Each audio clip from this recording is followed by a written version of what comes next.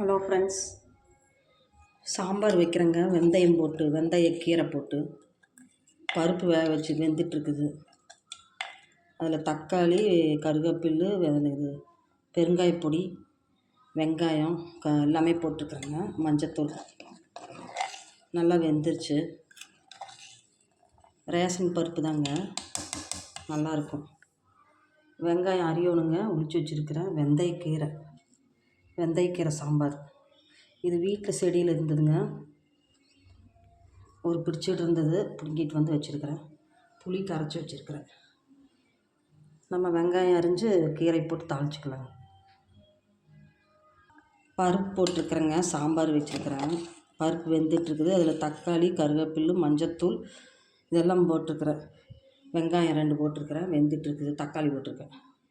வெந்தயக்கீரை சாம்பார் வச்சுக்கலான்ட்டு பூ எடுத்துருச்சுங்க. வெந்தயக்கீரை பாருங்கள், செடி இன்னும் சின்னதாக இருக்குங்க. நான் இப்போ முத்திருன்னு சொல்லி போட்டு காய் வந்துடுன்னு பிடுங்கிட்டு வந்துட்டேன்.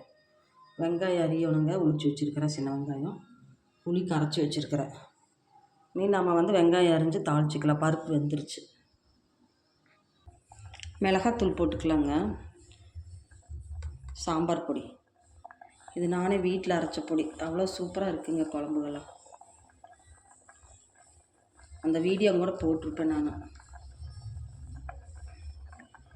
காரம் கொஞ்சம் உண்டுன்னு போட்டால் தாங்க நல்லாயிருக்கும். எங்களுக்கு காரம் பிடிக்கும், அதனால் காரம் போடுறேன். உப்பு போட்டுக்கலாம். கல் உப்பு தான் போடணும், அப்போ தான் நல்லாயிருக்கும். பத்தலைனா மறுக்கம் கூட போட்டுக்கலாம். புளி கரைச்சல் எடுத்து ஊற்றிக்கலாங்க.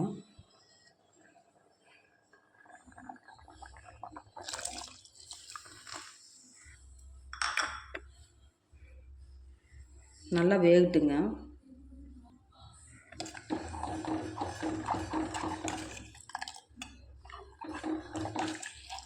வெந்தயக்கீரை சாம்பாருங்க, வயிற்றில் புண்ணு இருந்தாலும் நல்லாகும். வெந்தயம் சாப்பிட்றது சுகர்காரங்களுக்கு ரொம்ப நல்லது. இது சாப்பிடாதவங்க நம்ம இப்படி கீரையாக செஞ்சு சாப்பிட்லாம். வெந்தயக்கீரை சாம்பார் வச்சு சாப்பிட்லாம். ஒரு சில பேர்த்துக்கு வெந்தயம் சாப்பிட்றது பிடிக்காது.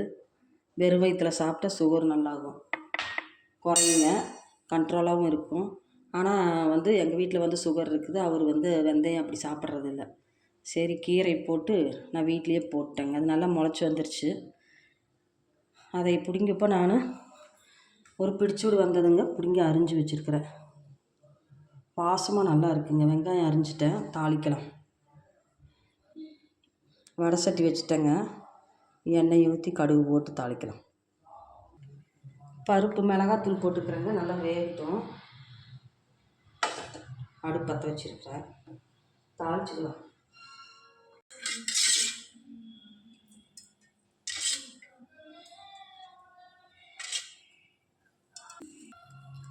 எண்ணெய் காஞ்சிருச்சுங்க, கடுகு போடும்.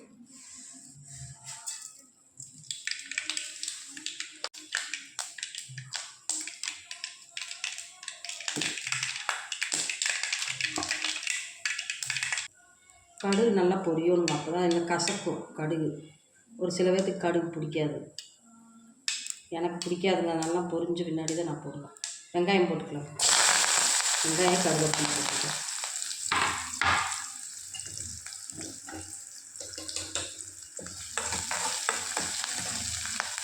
வெங்காயம் நல்லா பொன்னிறமாக வணங்கும்.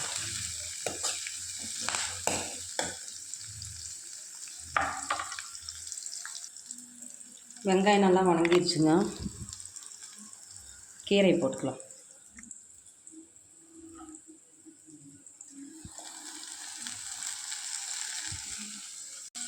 இந்த கீரையெல்லாம் கிடைக்காதுங்க. டெய்லி ஒரு கீரை சாப்பிட்றது ரொம்ப நல்லது. வாசம் வரும், கீரை வெந்தயக்கீரை வாசம் அவ்வளோ நல்லா வரும்.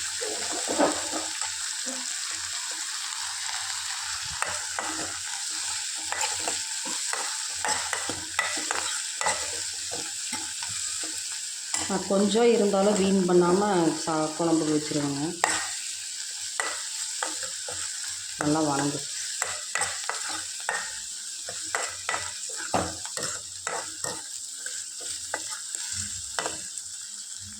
எடுத்து குழம்புல கொட்டிக்கலாம்.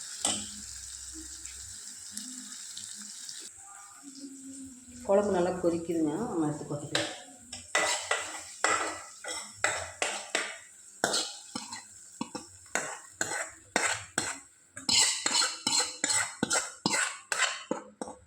இறங்கிறிங்க மொத வந்தது சீக்கிரம் வந்துடும். இதில் எந்த மிளகாத்தூளில் வந்து நான் எந்த பருப்பும் சேர்க்கலைங்க. அப்போ தான் நல்லாயிருக்கும். எல்லாம் பருப்பு வாசம் தான் வரும். வலுவலுன்னு இருக்குங்க. இது வந்து அந்த வலுவலுப்பு இருக்காது.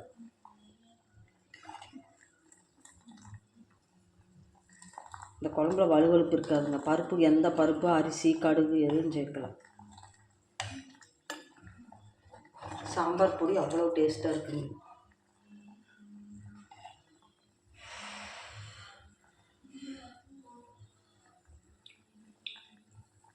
சூப்பராக இருக்கும். ஒரு கொதி வந்ததே நம்ம இறக்கிடலாம். கொஞ்ச நேரம் இருந்தால் போதும்.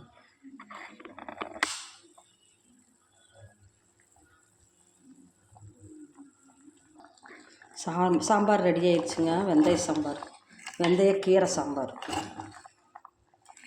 பாருங்க, நல்லா வெந்துருச்சு. அடுப்பு ஆஃப் பண்ணிக்கலாம்.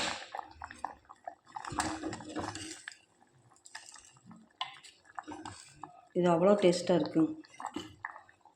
டெய்லி ஒரு கீரை சேர்த்துக்கிறது ரொம்ப நல்லது. சாம்பார் ரெடி ஆயிடுச்சுங்க, வாங்க சாப்பிட்லாம். சாதம், சாம்பார், வெந்தயக்கீரை சாம்பார், வேறு ஒன்றும் செய்யல. தயிர் தான் இருக்குது. வாசமாக இருக்குது. இந்த சட்டிக்கெல்லாம் 6-7 வருஷம் ஆயிடுச்சுங்க. இன்னும் நல்லா இருக்குது பாருங்கள். நல்லா பழுத்துக்குச்சு, பழகிருச்சு நல்லா. மண் சட்டி எனக்கு உடையாதுங்க அவ்வளோ சீக்கிரம். சாம்பார் அவ்வளோ டேஸ்ட்டாக இருக்குங்க இதில் வச்சா.